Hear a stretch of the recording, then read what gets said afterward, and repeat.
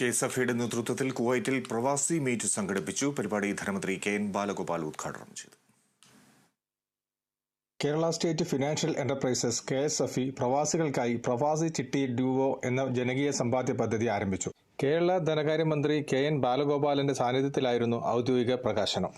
KSFE എന്ന് പറയുന്ന നമ്മുടെ കേരളത്തിലെ ഏറ്റവും വലിയ പ്രസ്ഥാനം, സാമ്പത്തിക രംഗത്ത് പ്രവർത്തിക്കുന്ന നോൺ ബാങ്കിങ് ഫിനാൻഷ്യൽ ഇൻസ്റ്റിറ്റ്യൂഷൻ KSFEയുടെ പ്രവർത്തനങ്ങളുടെ ഒരു പ്രചരണവും കൂടുതൽ ആളുകളെ KSFE പ്രവർത്തനങ്ങളുമായി സഹകരിപ്പിക്കുക എന്നുള്ളതാണ് ഇതിൻ്റെ ഉദ്ദേശം.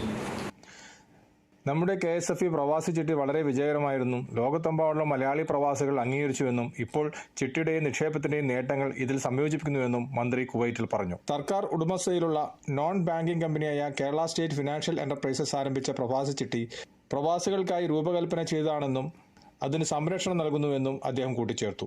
ഇന്ത്യ ഗവൺമെന്റിന്റെ സെൻട്രൽ ചിട്ടി ഫണ്ട് ആക്ട് 1982 പ്രകാരമാണ് ചിട്ടി നിയന്ത്രിക്കുന്നത്. ഓരോ വരിക്കാരനും ഒരു നിശ്ചിത കാലയളവിലേക്ക് എല്ലാ മാസവും ഒരു നിശ്ചിത തുക അയക്കാൻ പറ്റുന്ന ഒരു കരാറാണ് ചിട്ടി.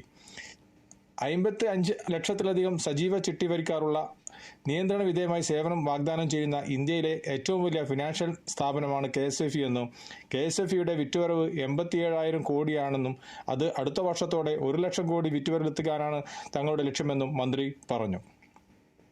പ്രവാസി ചിട്ടിക്ക് 1,800 കോടിയുടെ വിറ്റുവരവുണ്ട്. അത്യാധുനിക ഓൺലൈൻ പോർട്ടലിനോടൊപ്പം പ്രവാസി മലയാളികൾക്ക് അവരുടെ വെബ്സൈറ്റിലൂടെയും മൊബൈൽ ആപ്പിലൂടെയും 121 രാജ്യങ്ങളിൽ നിന്ന് ചിട്ടി സ്വയം പ്രവർത്തിപ്പിക്കാം.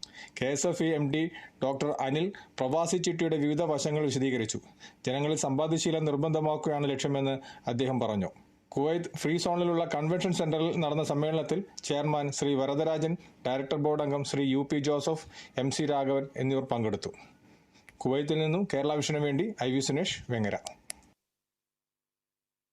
മൂന്നാർ മാട്ടുപ്പെട്ടി റോഡിൽ സഞ്ചാരികളുമായി ജീപ്പ് ഡ്രൈവറുടെ സാഹസിക യാത്ര. മറ്റു വാഹനങ്ങൾക്ക് ബുദ്ധിമുട്ട് സൃഷ്ടിക്കുന്ന തരത്തിലായിരുന്നു യാത്ര.